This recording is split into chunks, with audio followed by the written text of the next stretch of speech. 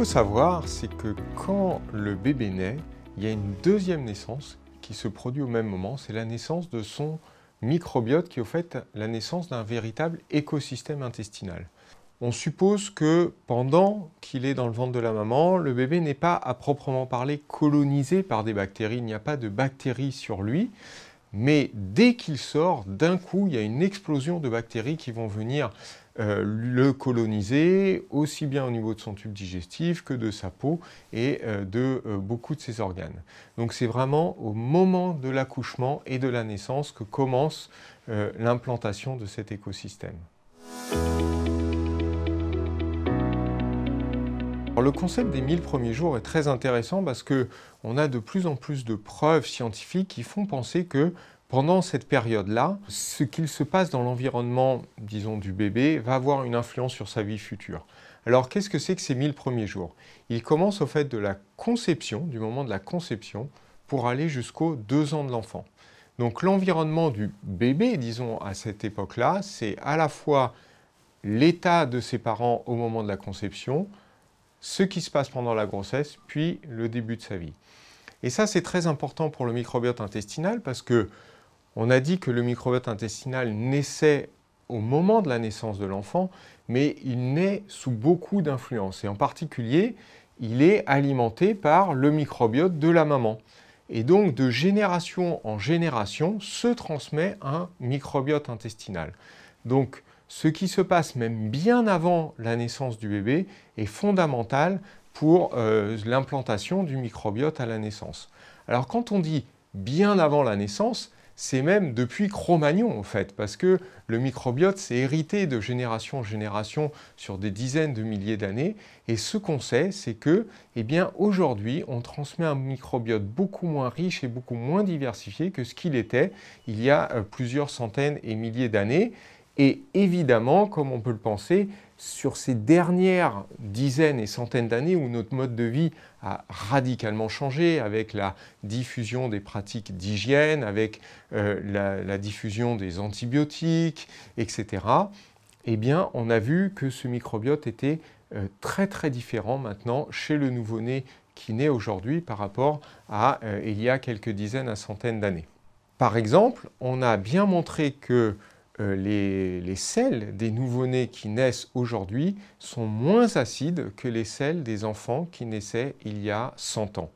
Et pourquoi elles sont moins acides? Eh bien parce que dans leur microbiote, il y a moins de bifidobactéries qui utilisent le lactose du lait, le sucre du lait, pour en faire de l'acide lactique qui acidifie les selles. Donc, cette moindre acidification des selles des nouveau-nés témoigne de l'évolution du microbiote intestinal du nouveau-né à travers les générations. Quand l'enfant naît, son microbiote est soumis à tout ce qui va faire partie de son environnement. La première chose qui va influencer son microbiote intestinal, ça va être sa voie d'accouchement. Et on sait que les enfants qui naissent par césarienne ont un microbiote différent des enfants qui naissent par voie basse. Et on sait aussi que cette empreinte sur le microbiote va durer pendant au moins les premiers mois de vie du bébé. Ensuite, ce qui va beaucoup influencer son microbiote intestinal, c'est la façon dont il va être alimenté dès le départ. Schématiquement, il y a les enfants qui sont au sein et les enfants qui sont au biberon. Et on sait que dans le lait de maman, il y a des facteurs puissants qui vont influencer le microbiote du bébé, en particulier les oligosaccharides du lait maternel. Qu'est-ce que c'est que ces oligosaccharides du lait maternel? Eh bien, ce sont des nutriments que la maman donne à son bébé, qui ne vont pas nourrir le bébé, mais qui vont nourrir exclusivement le microbiote du bébé. Donc la maman, quand elle allaite, elle nourrit son bébé et le microbiote du bébé de façon simultanée. Et ça va fortement influencer la composition du microbiote du bébé en justement enrichissant le microbiote en bifidobactéries. Ce qui va du coup influencer de façon, disons, négative l'implantation du microbiote intestinal, ça va être en particulier les médicaments que va pouvoir recevoir le bébé. En tout premier lieu, les antibiotiques qui, bien sûr, dans un très grand nombre de cas, sont absolument nécessaires et vitaux pour le bébé, mais qui vont avoir l'effet indésirable d'aller modifier, altérer la mise en place du microbiote du bébé. Et on sait que plus ces antibiotiques sont donnés tôt dans la vie, plus ils sont répétés, plus ils sont à large spectre, plus ils vont avoir d'effets à long terme sur la santé du bébé. On a montré qu'a priori, l'enfant dans le ventre de la maman n'est pas colonisé par des bactéries. Mais cela ne veut pas dire que le microbiote de la maman n'influence pas sur la santé du bébé. Premièrement, la maman, à la naissance, va transmettre les premières espèces bactériennes qui vont coloniser le bébé, vont venir de la maman. C'est la maman qui va les lui transmettre. Donc, plus la maman a un microbiote riche et diversifié, meilleure va être l'implantation du microbiote chez le bébé. Et en particulier, on a vu que l'augmentation de la progestérone, une hormone qui s'est sécrétée en fin de grossesse chez la maman, va permettre d'enrichir son microbiote en bifidobactéries pour les transmettre à son bébé, qui est quelque chose de bénéfique. Deuxième chose, on suppose que pendant la grossesse, certaines parties des bactéries qui sont dans l'intestin de la maman vont être montrées, vont être présentées au fœtus de façon à éduquer son système immunitaire, à l'habituer à aller vivre ensuite dans un monde majoritairement dominé par les bactéries qui est le nôtre. Et enfin, troisième chose, les bactéries du ventre de la maman vont produire des métabolites qui vont, eux, traverser le placenta et aller, encore une fois, éduquer et le système immunitaire et le système métabolique du bébé. Et on a à disposition un certain nombre d'expériences qui montrent bien chez l'animal que des régimes pauvres en fibres pendant la gestation ou la prise d'antibiotiques pendant la gestation va avoir des conséquences néfastes, même de façon transgénérationnelle, c'est-à-dire pas seulement sur le microbiote du bébé, mais aussi des générations successives.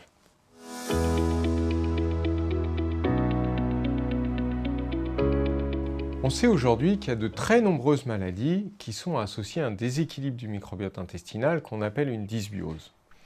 Or, à la naissance, le microbiote commence à s'installer et donc c'est à partir de ce moment-là qu'on va voir quelle direction il va prendre. Et en s'installant, le microbiote, il peut prendre une direction qui va l'amener vers un microbiote stable, résilient et associé à une bonne santé, ou bien il va devenir dysbiotique, c'est-à-dire qu'il va conférer à l'enfant et à l'adulte jeune une plus grande susceptibilité à développer un certain nombre de maladies. Alors on parle ici de maladies du système immunitaire, comme les maladies inflammatoires intestinales, la maladie de Crohn, la rectocolite hémorragique, les allergies, le diabète de type 1, ou alors des maladies métaboliques, comme l'obésité, le diabète de type 2. Toutes ces maladies ont comme point commun d'être multifactorielles, c'est-à-dire elles n'ont pas qu'une seule cause, mais plusieurs causes, et l'orientation du microbiote intestinal à partir de la naissance peut être une des causes d'apparition de ces maladies. Ensuite, ces maladies, elles sont associées à une dysbiose, et puis on a les preuves que le fait, par exemple, de prendre des antibiotiques tôt dans la vie, ce qui perturbe le microbiote intestinal, aussi bien dans les modèles animaux que dans les études épidémiologiques chez l'homme, est associé au fait d'avoir un surrisque de développer toutes ces maladies. Comme la maman va transmettre son microbiote au bébé, il est essentiel qu'elle ait le microbiote le plus riche et diversifié possible. Pour ça, le meilleur conseil à donner, c'est avant tout d'avoir une alimentation riche et diversifiée. Pourquoi? Parce que notre microbiote se nourrit de nos déchets, de ce qu'on ne digère pas nous-mêmes. Et donc, plus grande est la variété de notre alimentation, plus grande va être la variété des nutriments qui vont arriver dans nos intestins et qui vont permettre de nourrir des bactéries très différentes. Or, ces bactéries différentes ont des fonctions différentes. Donc, pour avoir le maximum de fonctions possibles dans son microbiote, le mieux est d'avoir une alimentation la plus diversifiée. L'autre conseil qu'on peut donner, c'est d'essayer d'éviter au maximum les médicaments qui ne sont pas absolument indispensables. Bien sûr, si un médecin vous prescrit un médicament qui vous est indispensable, il faut le prendre. Mais en particulier, les antibiotiques, les inhibiteurs de la pompe à protons, mais presque tous les médicaments vont avoir une influence sur le microbiote intestinal. Et donc, réduire au maximum ces médicaments est important pour préserver son microbiote intestinal. Enfin, il a été conseillé par des sociétés savantes, en particulier d'allergologie, de donner des probiotiques pendant la grossesse. Mais à ce jour, on n'a pas de conseil précis à donner sur une souche précise et une période pendant laquelle donner ces probiotiques. À la naissance, au moment où se met en place le microbiote intestinal, pour lui donner les meilleures chances, effectivement, le fait de naître par voie basse permet d'être colonisé par des bactéries de la sphère vaginale et donc d'avoir des bactéries plutôt bénéfiques. Bien sûr, si la césarienne est imposée, il faut la pratiquer et il n'est pas impossible que dans un futur proche, on ait des façons de restaurer rapidement une flore vaginale chez ces bébés qui naissent par césarienne. Ensuite, l'alimentation au sein est très bénéfique pour le microbiote intestinal et si jamais on ne peut pas, à ce moment-là, privilégier des laits qui peuvent contenir des prébiotiques, des probiotiques, des postbiotiques ou des symbiotiques, des modificateurs du microbiote intestinal. Mais attention, vous allez avoir des laits très variés qui contiennent tous ces produits-là et il faudra bien sûr demander conseil à votre médecin pour savoir lequel peut être intéressant dans le cas de votre bébé. La diversification alimentaire qui doit débuter à partir du 4e mois révolu et pas plus tard que le 6e mois. Donc il y a vraiment une fenêtre pendant laquelle il faut faire ces diversifications, fenêtre qui est extrêmement importante parce qu'on a bien montré que si on décalait cette fenêtre soit trop tôt, soit trop tard, ça avait une influence négative sur l'éducation du microbiote intestinal et l'éducation du système immunitaire du bébé. Donc c'est d'abord important de respecter cette fenêtre pour débuter la diversification. Ensuite, il faut ne pas se restreindre, ne pas avoir peur, même chez l'enfant qui aurait des antécédents d'allergie, soit lui-même, soit dans sa famille. Il ne faut pas avoir peur d'avoir une alimentation la plus variée possible, de façon, encore une fois, à avoir un microbiote le plus diversifié et avec le plus de fonctionnalités possible.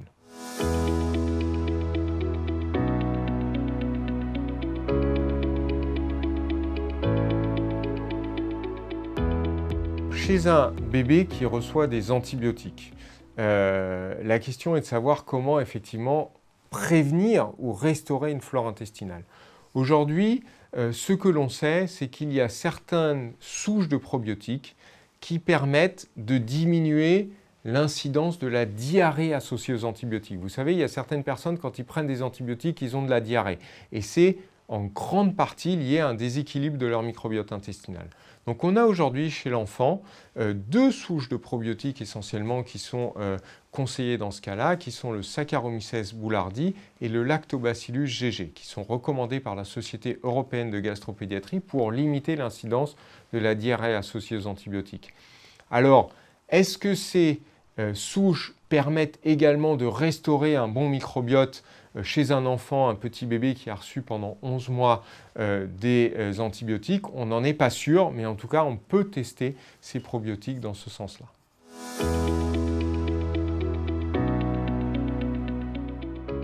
Les coliques du nourrisson sont l'exemple type d'un symptôme qui est multifactoriel. Il n'y a pas une cause des coliques du nourrisson. En revanche, il est probable que le microbiote joue aussi un petit rôle dans l'histoire, en particulier parce qu'on a vu que les bébés qui avaient des coliques ont moins de lactobacilles dans leur selle que les bébés qui n'en ont pas. Et alors, il a été proposé de donner des probiotiques dans ces situations. Il n'y a pas de recommandation aujourd'hui internationale pour donner certaines souches de probiotiques, mais là aussi, votre médecin peut vous guider en fonction des études disponibles pour proposer un probiotique, sachant qu'on ne s'attend pas à un effet miraculeux, mais ça peut aider à la prise en charge de ces coliques du nourrisson.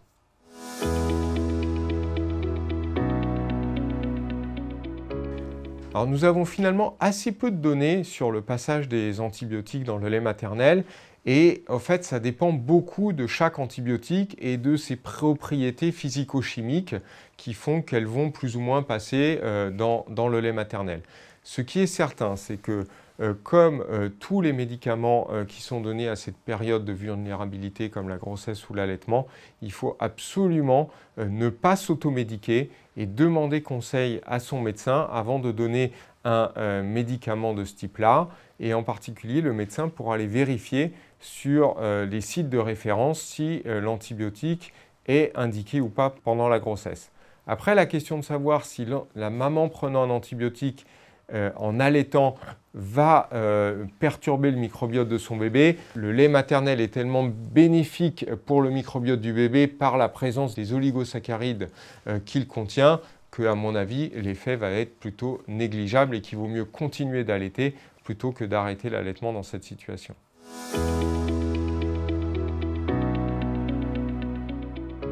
Si la maman a un microbiote déséquilibré, par exemple parce qu'elle a une maladie, alors ça a été démontré par exemple dans le cas de l'obésité ou des maladies inflammatoires intestinales, effectivement la maman risque de transmettre cette dysbiose au bébé. Alors le bébé va aller bien, mais ça risque de lui conférer un surrisque de développer cette maladie plus tard dans la vie. Par exemple, ça a été montré dans des études chez l'animal en transmettant justement le microbiote des bébés nés de mamans obèses ou de poids normal à des souris. Et ces souris ensuite, quand elles ont été alimentées avec un régime riche en graisse, elles ont eu plus facilement de maladies métaboliques quand elles avaient reçu le microbiote du bébé qui lui-même était en bonne santé mais avait reçu le microbiote de sa maman. Donc oui, il y a probablement une transmission de la dysbiose qui, encore une fois, n'a pas d'effet direct sur la santé du bébé, mais pourrait favoriser le risque de maladie plus tard dans l'enfance.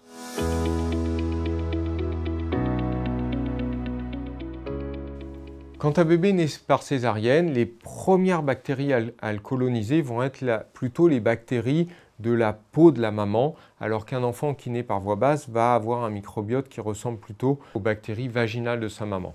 Et on sait que les bactéries les plus bénéfiques sont plutôt celles de la sphère vaginale que celles de la peau.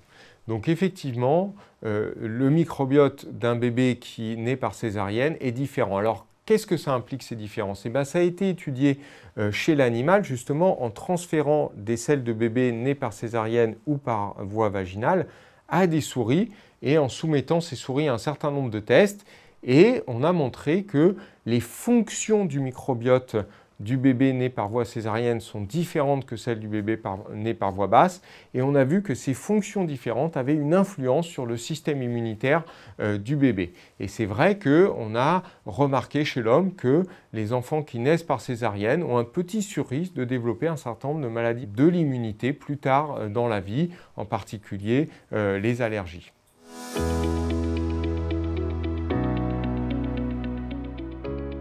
Il a été montré que les enfants qui vont développer un diabète de type 1 avaient un microbiote qui s'altérait avant même l'apparition de la maladie.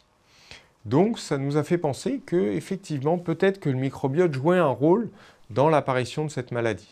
Et l'autre chose que l'on a vue, c'est en suivant des enfants qui ont une susceptibilité à faire un diabète de type 1, souvent parce qu'il y a des antécédents dans la famille ou qu'ils ont des gènes de susceptibilité, mais on a remarqué que ceux qui avaient pris des probiotiques, surtout tôt dans la vie, faisaient un peu moins de diabète de type 1 que ceux qui n'en avaient pas pris ou qui en avaient pris plus tard, c'est-à-dire après les premiers mois de vie. Donc pour l'instant, ce sont simplement des petits indices et on n'a pas encore aujourd'hui de données suffisamment fiables et robustes pour préconiser la prise de certains probiotiques, de certaines souches probiotiques pour éviter de développer un diabète de type 1 quand on est susceptible d'en faire un. Mais peut-être qu'à l'avenir, ce sera une piste qui sera intéressante à explorer.